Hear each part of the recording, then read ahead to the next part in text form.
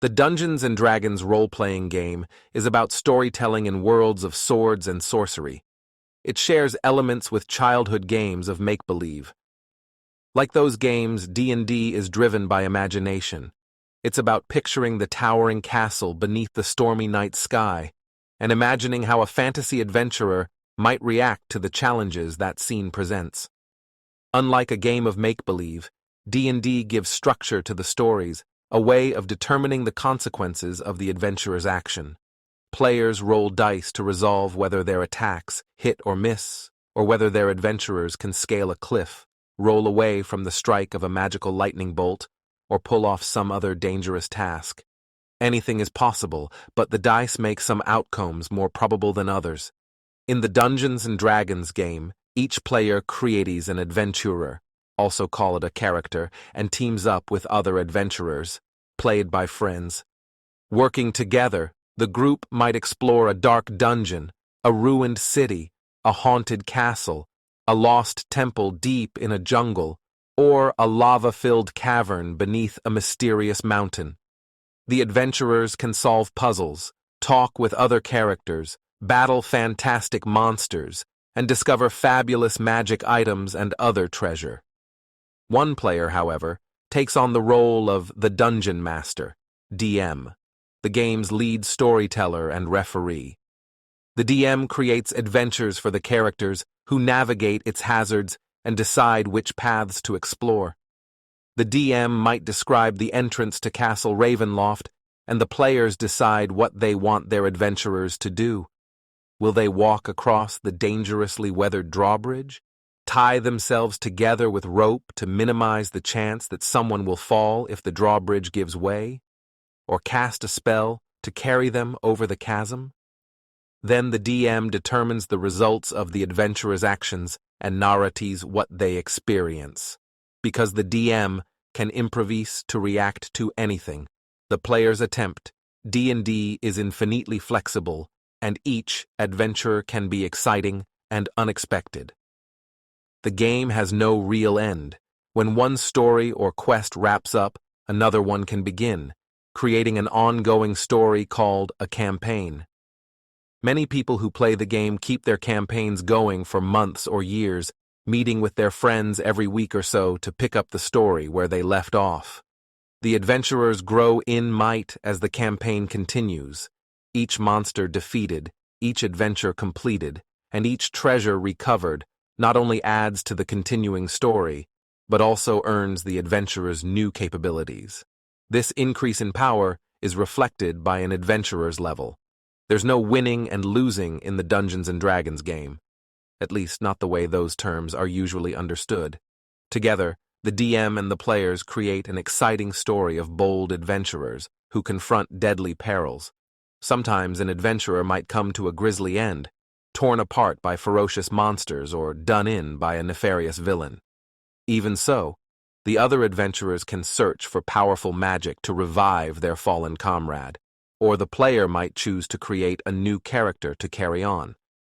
The group might fail to complete an adventure successfully, but if everyone had a good time and created a memorable story, they all win.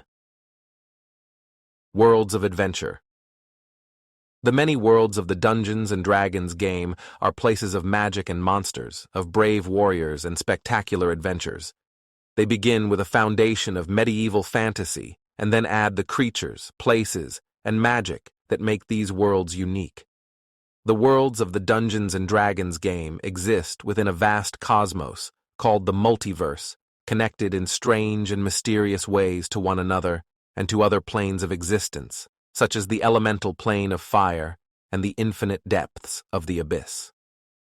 Within this multiverse are an endless variety of worlds. Many of them have been published as official settings for the D&D game.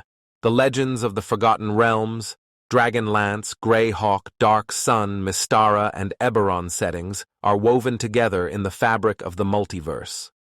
Alongside these worlds are hundreds of thousands more, created by generations of D&D players for their own games. And amid all the richness of the multiverse, you might create a world of your own.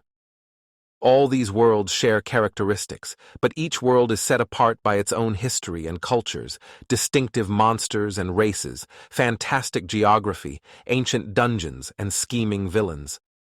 Some races have unusual traits in different worlds. The halflings of the Dark Sun setting, for example, are jungle-dwelling cannibals, and the Elvis are desert nomads. Some worlds feature races unknown in other settings, such as Eberron's Warforged, soldiers created and imbued with life to fight in the last war. Some worlds are dominated by one great story, like the War of the Lance that plays a central role in the Dragonlance setting.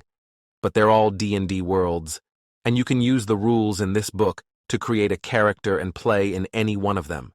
Your DM might set the campaign on one of these worlds, or on one that he or she created. Because there is so much diversity among the worlds of D&D, you should check with your DM about any house rules that will affect your play of the game. Ultimately, the Dungeon Master is the authority on the campaign and its setting, even if the setting is a published world. Using these rules. The D&D Basic Rules document is divided into 3 parts. Part 1 is about creating a character, providing the rules and guidance you need to make the character you'll play in the game. It includes information on the various races, classes, backgrounds, equipment, and other customization options that you can choose from. Many of the rules in Part 1 rely on material in Parts 2 and 3.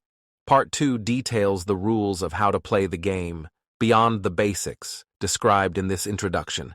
That part covers the kinds of die rolls you make to determine success or failure at the tasks your character attempts, and describes the 3 broad categories of activity in the game: exploration, interaction, and combat.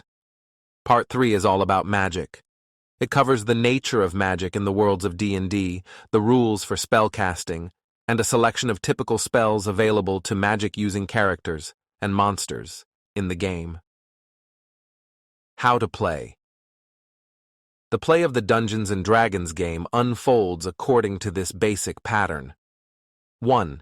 The DM describes the environment.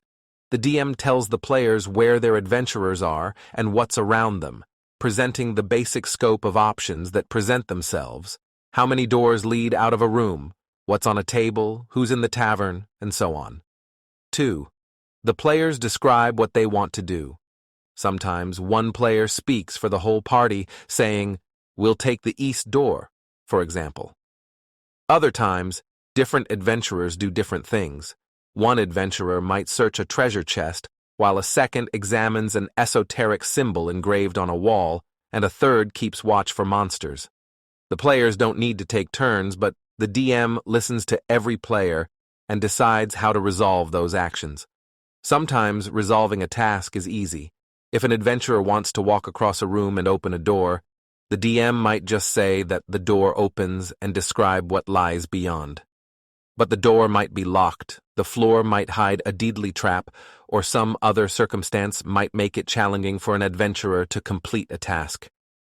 In those cases, the DM decides what happens, often relying on the roll of a die to determine the results of an action. 3. The DM narrates the results of the adventurer's actions. Describing the results often leads to another decision point, which brings the flow of the game right back to step 1. This pattern holds whether the adventurers are cautiously exploring a ruin, talking to a devious prince, or locked in mortal combat against a mighty dragon. In certain situations, particularly combat, the action is more structured and the players and DM do take turns choosing and resolving actions. But most of the time, play is fluid and flexible, adapting to the circumstances of the adventure. Often the action of an adventure takes place in the imagination of the players and DM, relying on the DM's verbal descriptions to set the scene. Some DMs like to use music, art, or recorded sound effects to help set the mood, and many players and DMs alike adopt different voices for the various adventurers, monsters, and other characters they play in the game. Sometimes a DM might lay out a map and use tokens or miniature figures to represent each creature involved in a scene to help the players keep track of where everyone is. Game dice. The game uses polyhedral dice with different numbers of sides. You can find dice like these in game stores and in many bookstores. In these rules, the different dice are referred to by the letter D, followed by the number of sides: D4, D6, D8, D10, D12, and D20. For instance, a D6 is a six-sided die, the typical cube that many games use. Percentile dice, or D100, work a little differently. You generate a number between 1 and 100 by rolling two different 10-sided dice numbered from 0 to 9. One die, designated before you roll, gives the tens digit, and the other gives the ones digit. If you roll a 7 and a 1, for example, the number rolled is 71. Two zeros represent 100. Some 10-sided dice are numbered in tens, 0, 10, 20, and so on, making it easier to distinguish the tens digit from the ones digit. In this case, a roll of 70 and 1 is 71, and 00 and 0 is 100. When you need to roll dice, the rules tell you how many dice to roll of a certain type, as well as what modifiers to add. For example, 3d8 plus 5 means you roll 3 8-sided dice, add them together, and add 5 to the total. The same D notation appears in the expressions 1d3 and 1d2. To simulate the roll of 1d3, roll a d6 and divide the number rolled by 2. Round up. To simulate the roll of 1d2, roll any die and assign a 1 or 2 to the roll depending on whether it was odd or even. Alternatively, if the number rolled is more than half the number of sides on the die, it's a 2. That concludes part 1 of the D&D basic rules. If you enjoyed this video, please click the like and sub buttons. Leave your comments below and stay tuned for part 2.